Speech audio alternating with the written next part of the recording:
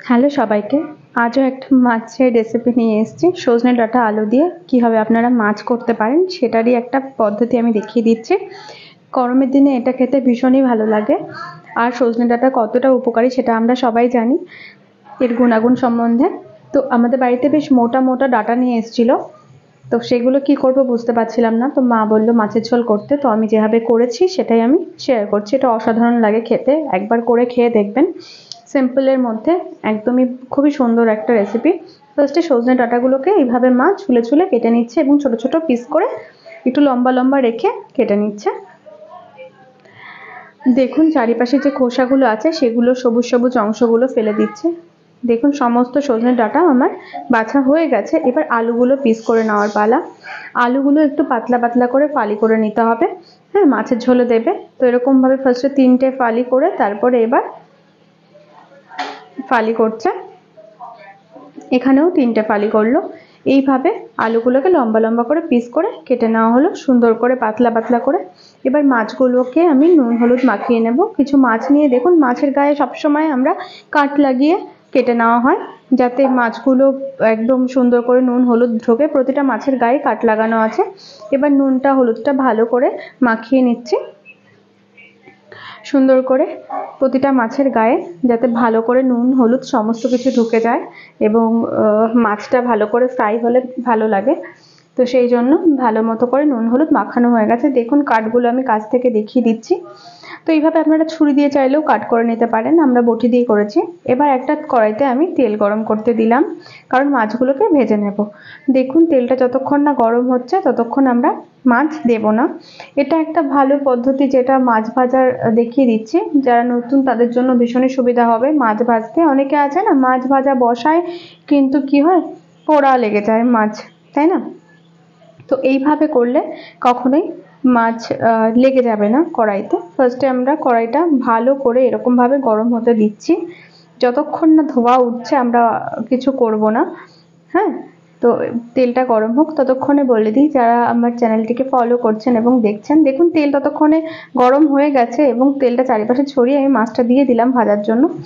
এবার বলি যারা আমার রেসিপিগুলো ফলো করেন তাদের যদি ভালো লাগে আমার চ্যানেলটিকে সাবস্ক্রাইব করবেন, এবং যারা করেন না তারাও প্লিজ যদি আমার রেসিপিগুলো দেখে ভালো লাগে তো সাবস্ক্রাইব করার অনুরোধ রইল। আর অবশ্যই কমেন্টে জানাবেন যে আমার রান্নাগুলো কেমন লাগছে আপনাদের কাছে, ভালো লাগছে কি লাগছে না, বাড়িতে বানাচ্ছেন কি না, তাতে কেমন লাগছে সেগুলো প্লিজ একটু জানাবেন, তো আমার ভালো লাগবে। তো যাই হোক, এবার মাছগুলোকে আমরা এদিক ওদিক উল্টে পাল্টে ভেজে নেব। উল্টে পাল্টে মাছগুলোকে সুন্দর করে আমরা ভেজে নিয়ে তুলে নেব। মাছগুলোকে ভালো করে দেখুন আমি সাইডে এরকমভাবে রেখে দিয়েছি যাতে তেলটা একটুখানি চলে যায় মাছ থেকে একদম, তাই জন্য তেলটাকে ছেঁকে আমি তুললাম। এবার আমি কড়াইতে ওই তেলের মধ্যেই ফোড়ন দিয়ে দিলাম কিছু পরিমাণে জিরে। জিরে ফোড়ন দেওয়ার পর ওটাকে ভালো করে একটু ভাজা ভাজা করছি। ফোড়নটা যখন একটু পুড়ে ওঠে তখনই আমরা অন্য সবজি দিই, তাই না? এবার আমরা ফোড়নটা একটুখানি যখন ভাজা ভাজা হয়ে গেছে এবার আমরা আলুগুলো দিয়ে দিচ্ছি। ফার্স্টে আলু দিচ্ছি কারণ আলুটা দিয়ে একটু ভালো করে এরকমভাবে লাল লাল করে ভেজে নেব, তারপর আমি ডাঁটাগুলো দিয়ে দেবো। হ্যাঁ, এবার ডাঁটা আর আলু দিয়ে ভালো করে সুন্দর করে আমরা একটু ভেজে নেব যাতে ভালো মতো ভাজা ভাজা হয়ে যায়। এবার কোনো রকম ভাজা হতে হতে আমি একটা মশলা প্রিপারেশন আমি দেখিয়ে দিচ্ছি। তার আগে আমি একটা কাঁচা পাকা টমেটো নিয়ে সেই টমেটোটাকে একটুখানি টক টক লাগলে ভালো লাগে, সেই জন্য একটুখানি টমেটোটাকে ভালো মতো ধুয়ে নিয়েছি। এবার ওগুলোকে কেটে এরকম বড় বড় সাইজ করে আমি মাছের মধ্যে দেবো বলে সাইডে রেখে দিয়েছি। আর একটা মশলা করে নিচ্ছি, আমি দিলাম 1 চামচ হলুদ গুঁড়ো, আর দিচ্ছি আমি 2 চামচ মতো জিরের গুঁড়ো। এই জিরের গুঁড়োটাই মশলা, আর কিচ্ছু না। আর দিচ্ছি সামান্য লবণ, আর দেব একটুখানি লঙ্কা গুঁড়ো। আপনারা দেখেছেন নিশ্চয়ই যে আমি কতটা কম তেল নিয়েছি, ব্যাস ওই তেলের মধ্যেই পুরো রান্নাটা আমার কমপ্লিট হয়ে যাবে, আর কিছু না। আর সামান্য নিয়ে নিলাম আমরা জল।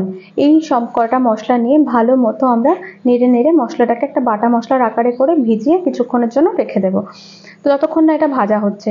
এবার আমরা ভাজার দিকে যাই। এবার যে টমেটোগুলো কেটে রেখেছিলাম সেই টমেটোগুলো ওর মধ্যে দিয়ে একটু ভালো করে সুন্দর করে নাড়িয়ে নেব।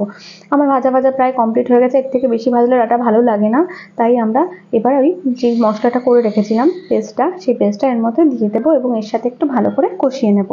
একটু জল দিয়ে ওটাকে দিয়ে দিলাম বাটি ধুয়ে, যাতে ভালো মতো হয়ে যায়, মশলাটা পুড়ে না যায়। এবার দিয়ে ভালো করে মশলাটাকে কষিয়ে নেওয়ার পালা। আপনারা কেউ চাইলে কাঁচা লঙ্কাও দিতে পারেন, কিন্তু আমরা একটু পাকা লঙ্কা ইউজ করেছি, কালারটা ভালো আসবে তাই জন্য।